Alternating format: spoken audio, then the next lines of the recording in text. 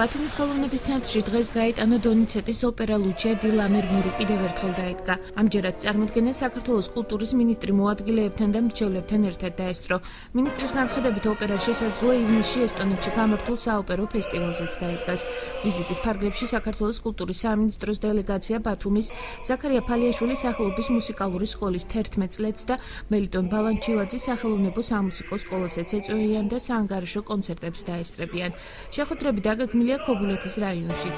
საქართველოს კულტურის სამინისტროს წარმომადგენლები აჭარაში სამუშაო ვიზიტით 9 აპრილამდე დარჩებიან. ჩვენთან ერთად ჩამოვიდა კულტურის მინისტრის ორი მოადგილე.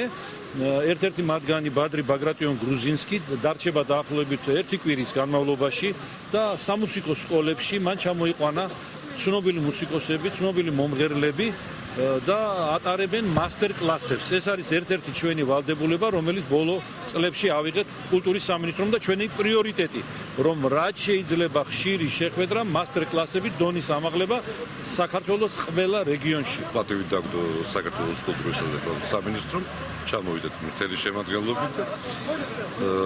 კიდევ ერთხელ დავთქვებით ჩვენი სოლისტების ნიჭით და საბოლოო ჯამში ჩამოყალიბდებით ის თაობაზე, თუ როგორ იქნება წარმოდგენილი ჩვენი ოპერა ესტონეთში.